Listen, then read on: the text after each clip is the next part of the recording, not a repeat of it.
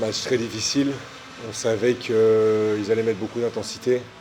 C'est une équipe jeune qui court beaucoup, qui frappe fort. On connaît le style de coach Dounia. Maintenant, je trouve que si on retient le premier carton, on s'est bien battu. Je ne sais pas à la fin du premier carton combien on est, mais je pense qu'on est encore dans le match. Après, le deuxième carton est un peu. On paye le manque de rotation parce qu'on joue encore à 8-9 ce soir. Donc c'est là où c'est un peu plus compliqué pour nous. Maintenant, oui, gros écart. Mais au moins, ce que je retiens, c'est que même quand c'était dur, il y avait 30 points, peut-être 40, je sais pas, voilà, peut-être 35. Bah, l'équipe, elle continue à jouer, à essayer de se battre défensivement et à essayer en attaque de réciter les systèmes. Donc maintenant, le plus dur est derrière nous. On va essayer de récupérer quelques blessés et puis essayer de partir sur une nouvelle année avec un meilleur, en jouant mieux au basket, on va dire. Bah, on l'avait anticipé un peu, hein, pour tout dire, parce qu'on savait qu'encore une fois, on jouait avec un joueur en moins. Mais j'ai pas envie de m'apitoyer sur le banc. Ce que je retiens, c'est que franchement, on fait un premier carton honorable. On se trouve un peu avec une faute un peu stupide à la fin. On donne 3 lancers francs où l'écart, du coup, à la fin du premier carton est un peu imposant. Clairement, Vichy rate pas un tir au premier carton. Nous, on n'en rate pas non plus des masses, hein. On met quand même 20 points. Alors qu'en face, ils sont très agressifs en défense et ça joue bien en basket. Par contre, deuxième carton, on explose un peu dans les têtes.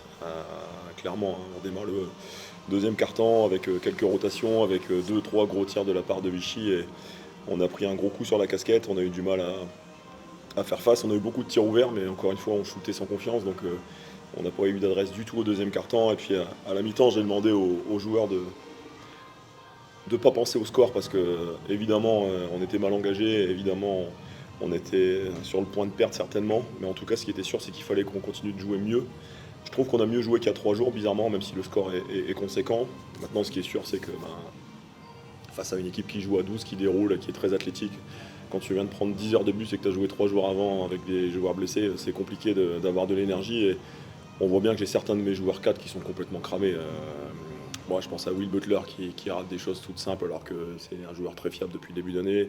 Je pense à Noah Burrell qui a eu des tirs grands ouverts toute la soirée mais qui n'a pas eu de réussite du tout. Mais en tout cas, je retiendrai le combat ce soir et j'ai fait une promesse à mes joueurs dans le vestiaire et je fais la promesse aussi au club, c'est que à partir de janvier, on aura une autre équipe de basket à Quimper parce qu'on va récupérer au moins 2 joueurs. Donc ça sera un autre niveau de jeu de notre part et surtout on aura une fraîcheur mentale et physique qui va nous aider.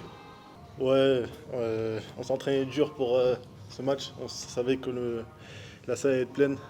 C'était, comme je dirais, un cadeau de Noël. Et un dernier match 2025 qu'il fallait prendre. Et on l'a pris de la bonne manière. Et tout le monde est content, hein. On va partir souffler un peu et revenir après, être plus. Comment dire, avoir plus la rage pour la deuxième partie de saison. Ouais. Donc les personnes n'ont pas compris encore. Ouais. Non, mais je me sens bien. Je m'entraîne dur chaque semaine. Je me sens bien dans mon corps. Euh, j'ai la confiance de mes coéquipiers et du coach. Du coup, je montre de quoi je suis capable. Je joue mon basket et ça se voit sur le terrain. À 10, putain. Ouais, 10, hein, ouais, c'est mon camp en pro. Ouais, j'ai beaucoup partagé le ballon. J'aime bien faire ça. Euh, Après, vu que j'avais une bonne adresse, du coup, les joueurs venaient sur moi, c'était plus facile de faire la passe. Et j'ai mis mes coéquipiers en confiance. Du coup, les paniers sont rentrés. Ah, Jordan, depuis que je suis arrivé, je me m'entends bien avec lui. On a commencé à lui jouer meneur et moi poste 2. Et même en entraînement, on s'entend bien sur le terrain. Même en dehors, on arrive à trouver des petits l'intelligence du basket entre nous deux. Et ouais, ça fait plaisir de jouer avec lui. C'est un grand joueur et j'espère encore continuer de jouer avec lui sur le terrain parce qu'on a une bonne entente. Bah, que c'est jamais évident ces matchs-là pour une équipe jeune. Une salle pleine, dernier match avant un mini break. On ne sait jamais, hein, comment ça peut réagir. L'année dernière, on se rappelle comment il avait été ce match. C'était le match de Rouen, salle pleine, pareil. On avait dévissé à la maison. Ça avait eu le mérite de nous remettre sur les rails. Mais là, je pense qu'on l'a bien abordé. On a été très très sérieux, discipliné. On a respecté cette équipe de Quimper parce qu'on s'est mis en tête que voilà, ils avaient été capables de gagner à Pau de 30. Donc on s'est dit voilà, on ne veut pas vivre la même chose. Et on a mis les ingrédients en termes d'intensité, de concentration et de discipline. Et petit à petit, ça a payé avec le gros run du deuxième quart-temps. Je pense de l'investissement défensif des garçons. On a vu beaucoup de séquences où ça a été intéressant pour nous. Je pense on a que 6 interceptions, donc on est encore bas par rapport aux standards qu'on peut anticiper au vu de notre profil. Mais on a nombre de stops et nombre de situations où on a été plutôt clair.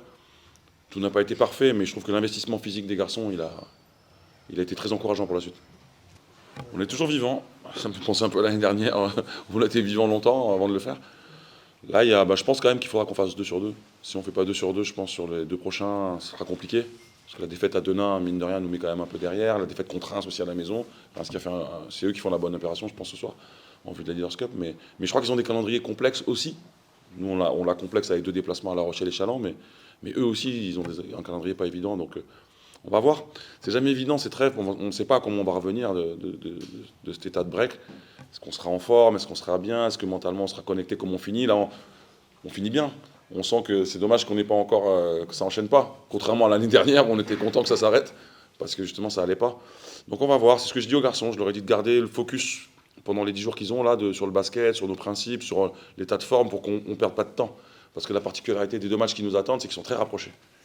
Donc si on est un peu à la traîne, que ce soit physiquement, mentalement, dans nos principes, dans le jeu, on n'aura pas une semaine d'entraînement pour se remettre d'équerre en fait. On va avoir La Rochelle et 2-3 jours après Châlons. On fait un road trip très serré.